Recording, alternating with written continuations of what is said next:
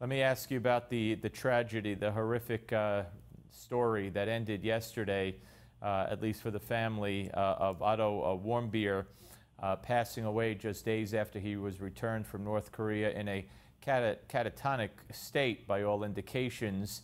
How do we retaliate? What do we do? I mean, the president was obviously moved.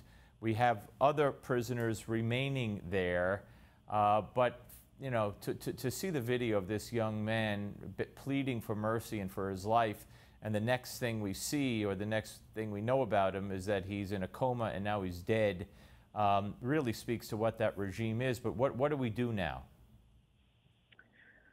Well, there are many challenges as it relates to North Korea. This is one of the reasons that, and I just mentioned that we get to live in the greatest nation in the world. One way that we don't retaliate is when an enemy of an adversary of our country acts like this. We don't seek to find someone here in our own country to cause harm to like this. We're better than that. But there is a bigger picture here as it relates to North Korea, and we operate under the Dime principle: diplomacy, information, military, economics. We have to use whatever leverage is available and create new leverage to be able to push back against North Korea's bad activities, to try to convince China now or any point in the future to get more involved and exert more of a leadership role. For other nations, we need stability on the Korean Peninsula with a changing government in South Korea. There is the role and proximity of Japan. There are the shipping lanes and the fishing lanes, and so there's all that complex dynamic around North Korea.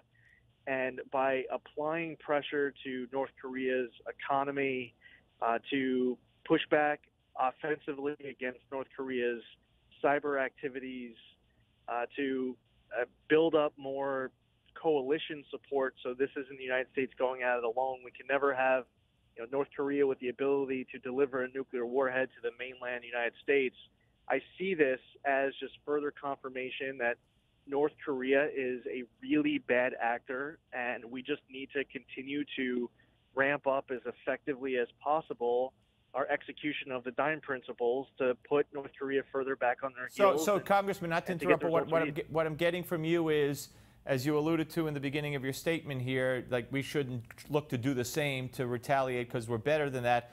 Basically, you're saying stay the course in the fight against North Korea, and I don't want to put words in your mouth, but almost kind of overlook this incident with the. No, not all. I'm saying what we do retaliate, but we don't retaliate by using these kinds of methods. We're not going to find someone in the United States to unjustly imprison and murder as retaliation. That's where the No, not at all. But have you said in your explanation of what we should do, is there anything different than you would have done 2 days ago? You know what I'm saying? I mean, is there something new that we should be doing as opposed to kind of staying the course? Absolutely. No, absolutely. I mean, we have cyber activities. We have an ability to go on offense that we need to do a better job at, more effectively put North on their heels, and they should be